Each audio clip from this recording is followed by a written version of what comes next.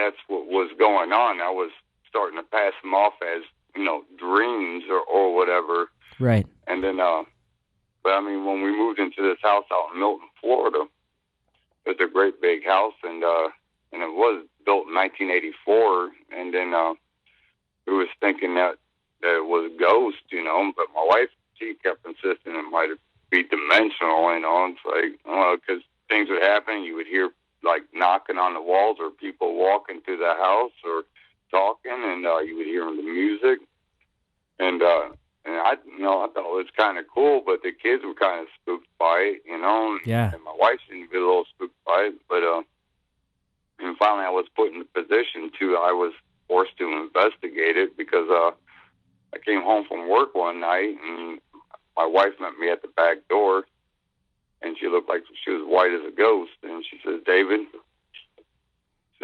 I'm seeing people walking through the house. Wow. And, I just got home from work, and, I'm tired. I didn't want to deal with it. I just kept telling her, just ignore it. I didn't know what to tell her, It's like, yeah. And then she started started crying, It's like it was stressing her out bad, so I had to figure out something. Uh-huh. Well, anyways, I started doing research on haunted houses and looking into it, and it sounded like it might have been poltergeist and stuff like that. And as time went by, I kept trying to look into it, and my wife was walking around the house taking pictures with a Polaroid camera. Right. And the cats would seem to react to things that we couldn't see, and it was almost like it was acting like it was playing with them. Huh. And she would take pictures by them, and finally one night, the cats were up at the top of the stairs doing something, and she got a picture, in the bathroom, and the bathroom upstairs, 2 stories up in the air, looked like there was 3 people looking in the window.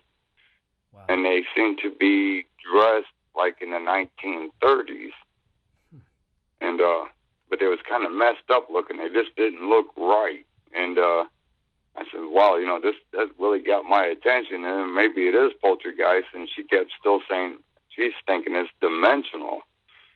Yeah. I'm like, no, there's got to be a such thing as ghost. This has got to be it. And so my son says, okay, and he wants to get involved in it, so he got one of these VHS cameras.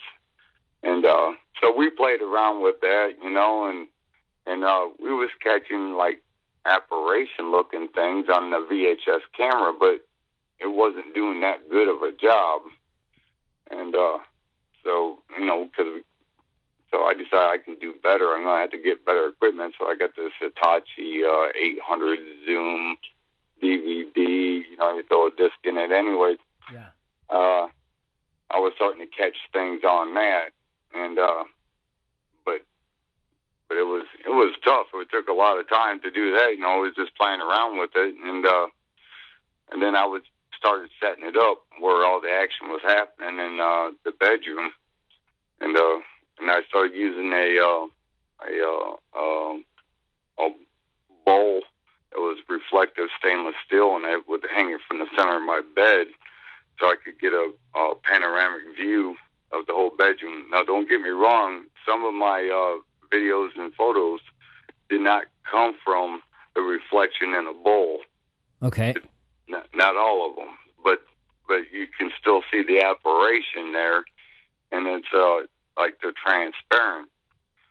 But when you use a reflection, and I thought I came up with this, is the more time you reflect light, it slows down the speed of light. So whatever technology that they're using, I broke the code on it. This is what's working. It produces a better image of them. Well, they're not always in a transparent state. That's just their technology, and they can become solid, like looking at me and you, whenever they want, or more semi-transparent, more solid. Right. So is it just the reflective mirror that allows you? Because I thought I heard you mention about strobe lights and fog machines too that kind of help the apparitions stand out.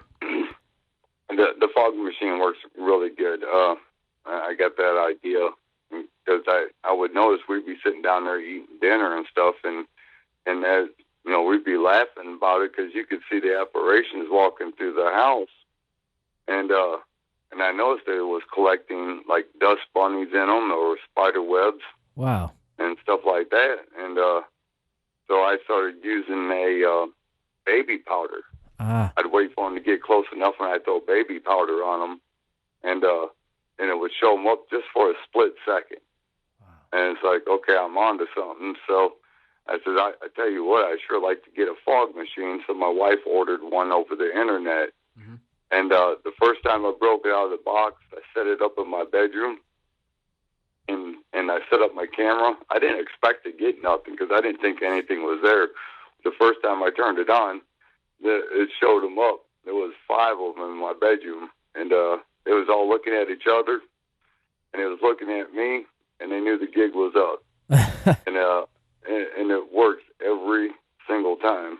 Wow. And yeah, they kept coming on in as I was catching them on video camera. I got the video of the one standing by my dresser, which we would call the alien gray, was standing by the dresser, and I got that whole video, but not the whole one, but what the most interesting part of that was, and I got it frame by frame by frame, and I'm going to put it together here soon, because I got it on my computer, because I had a program that broke down the frames from frame by frame, which my camera was taking 30 frames a second. Yeah. And so how many frames per each second, you know, that doesn't leave a very long video of it.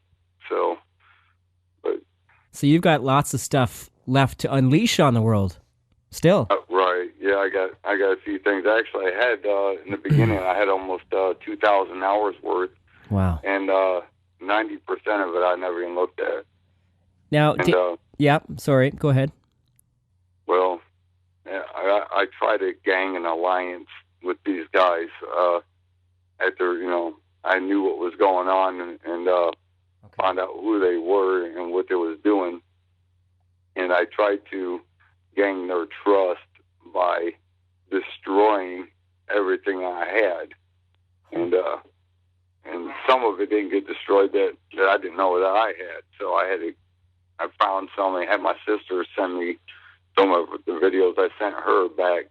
So that's why what you guys are seeing on YouTube now is stuff that that came from my sister that I sent her to look at, and some of the stuff I found that I didn't learn that I didn't know I had. So I see.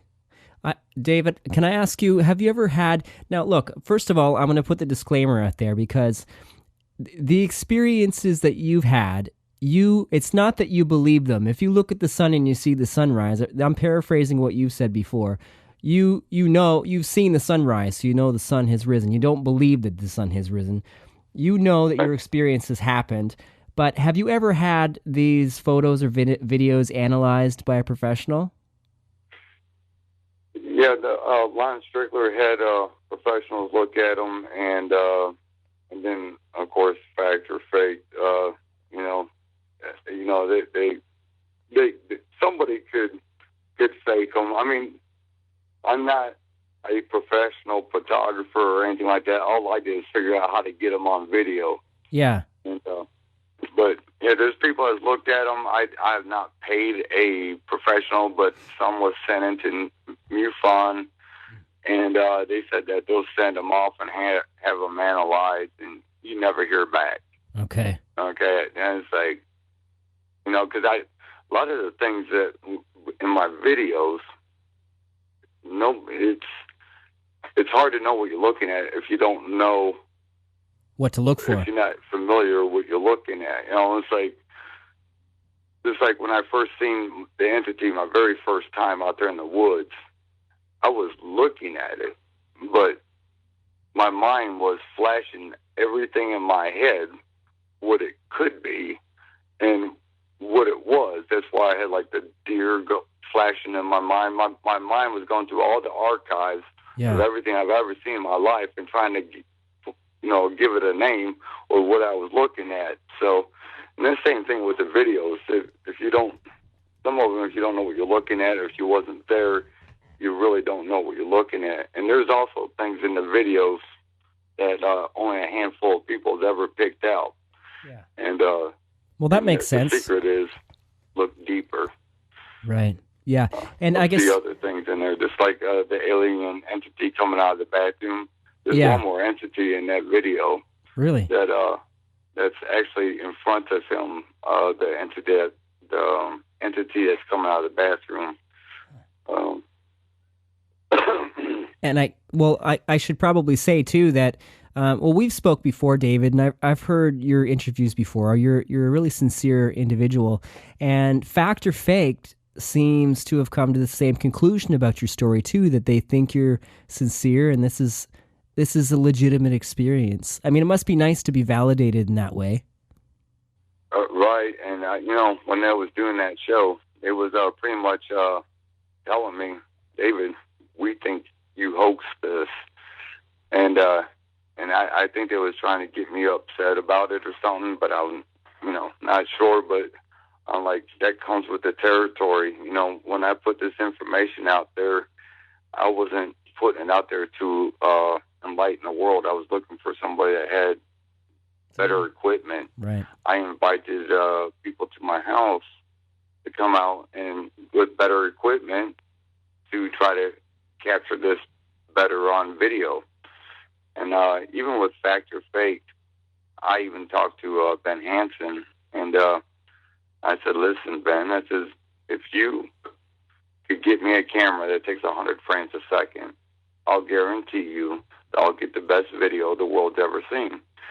And he's like, David, I don't know anybody that could do that. I said, but I could look into it. And I said, okay, well, I'm pretty much done. I have my answers. I know what they are, and I know what they're doing, and I know a lot of them, a lot of information about them, and some of the information I'm not willing to disclose just yet. Yeah. Because it could be very discriminating. So really, what people believe and want to believe, and I don't have the luxury to believe what I want to believe anymore. That's been taken away from me. It's like I've heard that the aliens are here to save us, or they're here to eat us, or whatever. All I know is what I've experienced with them. Okay, David. I want to get dirty with that stuff. Can we talk about the experiences and what you've witnessed, and how exactly you were abducted on your first full recollected abduction experience?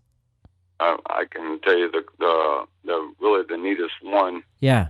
That me and my wife experienced together, and then it was I have a video out there that has some audio on it, and those were actually noises that we was hearing in the house, and that would wake us up at night.